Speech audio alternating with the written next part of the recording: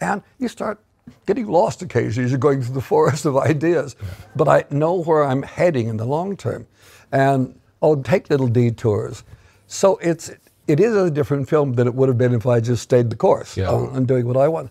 But it's much more alive. When you cast someone, does that automatically change everything? Here's the question. Would Brazil be different if it was Tom Cruise rather than Jonathan Pryce? Different movie. Correct. And that's what happened. Different movie. Yeah, and that's always that. It's the actors are so crucial. And I don't think I direct actors. I think I hire the one that's most interesting. It was like Adam Driver was not my first choice for the Don Quixote movie. And I met him and I thought, everything we talked about, he intrigued me. He didn't look like a movie star, which was really important to me.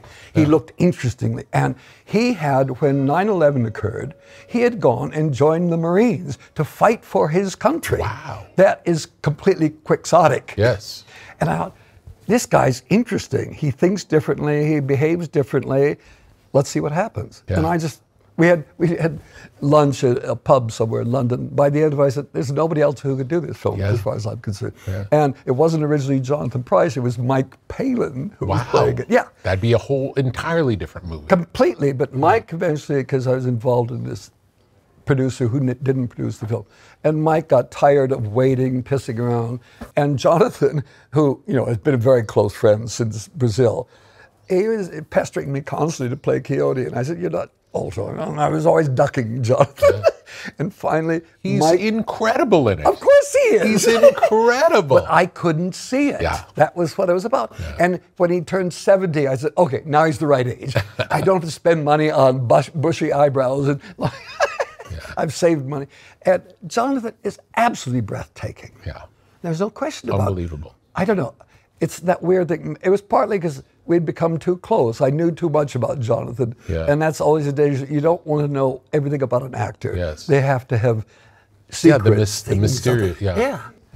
Because once he got it, he just went wild. He was so excited. And at every moment. See it. You could see his enthusiasm. Totally. It jumps off the screen. And here's what's funny, because basically, Adam Driver is supposed to be the main character in the piece. He's the he creates the situation. Yes. And so, but we started shooting, and the order of shooting was not the order of the script, and because of locations, it ended up with Jonathan's scenes were first before Adam's big scenes, and Jonathan was so spectacular.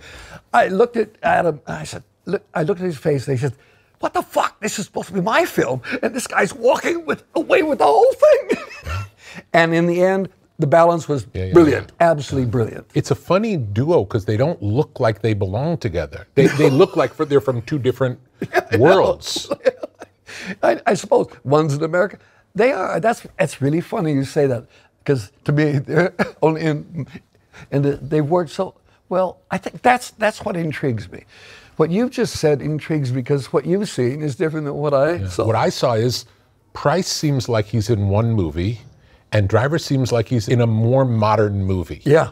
Oh, yeah. And it's just different. Yeah. But that juxtaposition makes it feel like I've not seen a movie like this before, which is great. I love that feeling. It's also the idea that Adam is the one that created this monster. It's his Frankenstein monster is who he's got there. Yeah. Because the point of the film for me, one of the key points was the dangers of filmmaking.